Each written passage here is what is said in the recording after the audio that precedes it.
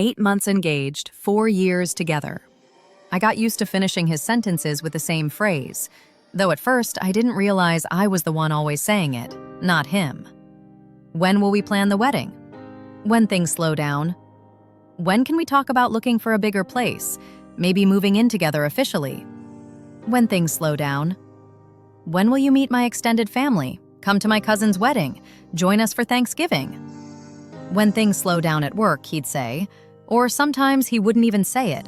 I'd say it for him, completing the sentence before he had to, like I was helping him avoid the discomfort of putting me off one more time. Things never slowed down. There was always a project, a deadline, a crisis at work that required his full attention and energy. I understood at first. Careers are demanding, especially when you're trying to establish yourself, move up, prove your value. I thought I was being supportive by not pushing, by accepting that our relationship would take a back seat temporarily while he handled what needed handling. Temporarily. That's what I kept telling myself. This is just temporary, just this quarter, just this project, just until he gets past this hurdle. But the hurdles kept coming, one after another. And the temporary state became permanent without either of us naming it as such. I told myself I was being patient, understanding, not one of those demanding fiancés who needed constant attention and immediate gratification. I prided myself on being low maintenance, on not adding to his stress, on being someone he could count on to understand when things had to wait.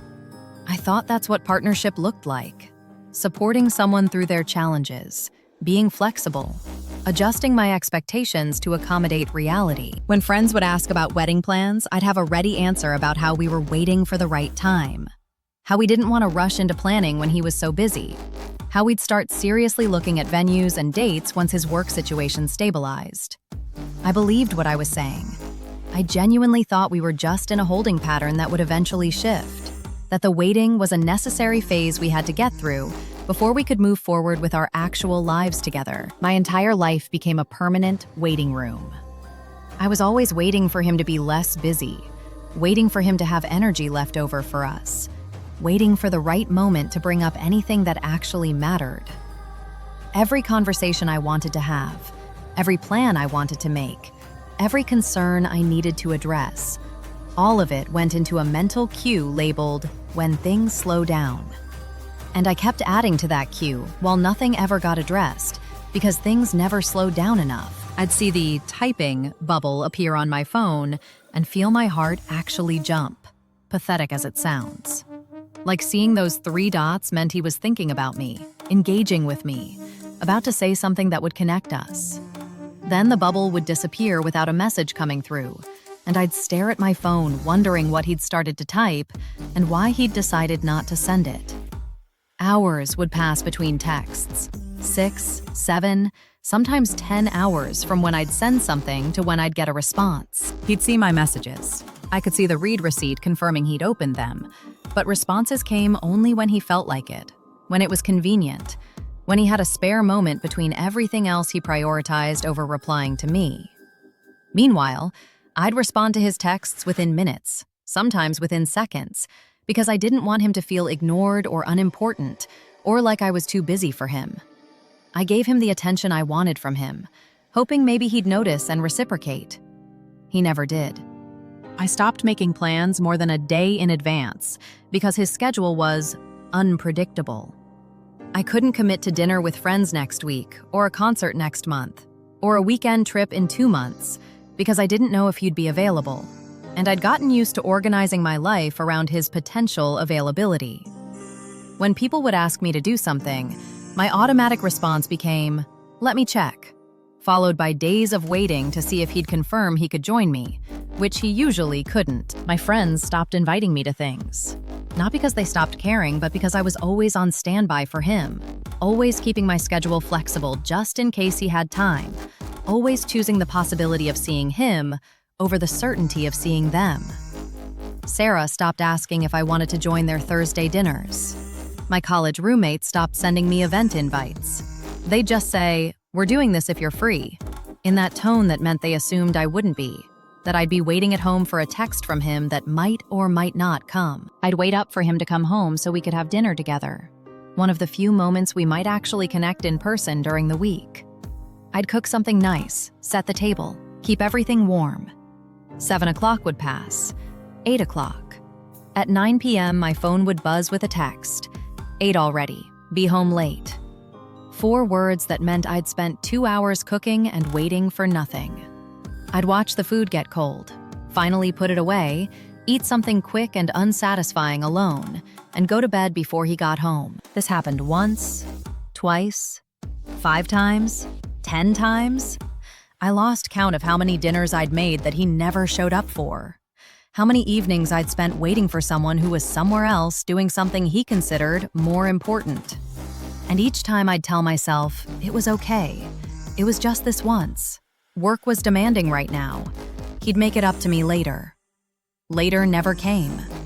There was always another late night, another last-minute change, another evening of me waiting for time that never materialized. I waited for him to initiate conversations about our future, about actually planning the wedding, setting a date, making this engagement mean something beyond a ring on my finger, about where we live, what we wanted our life to look like, whether we wanted kids and when. I'd wait for him to bring these things up because I didn't want to be the one always pushing, always asking, always seeming needy for wanting to discuss our supposed future together. He never brought them up. Months would pass without a single conversation about anything that mattered. I waited for him to notice things, that I'd done my hair differently, cut it shorter in a style I'd been nervous to try. He didn't mention it for 3 days. And when he finally did, it was, "Oh, you cut your hair," in a tone that suggested he'd just noticed because I'd pointed to it. I waited for him to ask about the doctor's appointment I'd mentioned 3 times in the week leading up to it. An appointment I was worried about, that had me anxious and scared. He never asked. Not before, not after. I'd brought it up 3 times, and he'd absorbed none of it. Somewhere in all that waiting, I started to feel pathetic. I'd catch myself checking my phone obsessively, waiting for his response, feeling a flutter of hope every time the screen lit up, only to feel disappointment when it wasn't him. I'd realize I'd checked my phone 20 times in an hour, all for someone who might not respond for 6 more hours, and I'd feel embarrassed by my own desperation for his attention. I started noticing the disparity between how I treated him and how he treated me. I responded immediately, kept my schedule flexible for him, prioritized his needs and his time and his availability. And he didn't. He responded when convenient, kept his schedule inflexible, prioritized everything else. I was arranging my entire life around someone who wasn't arranging any part of his life around me.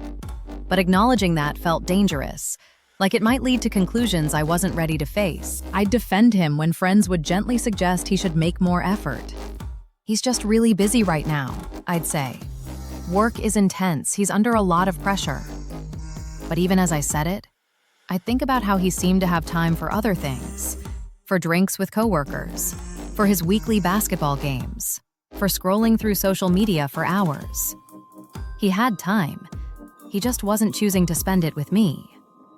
But I couldn't say that out loud, because saying it would make it real. There were moments I'd get angry at myself for waiting, for being so available, for making my happiness dependent on someone else's scraps of time and attention. I promised myself I'd stop checking my phone, stop keeping my schedule open, stop waiting.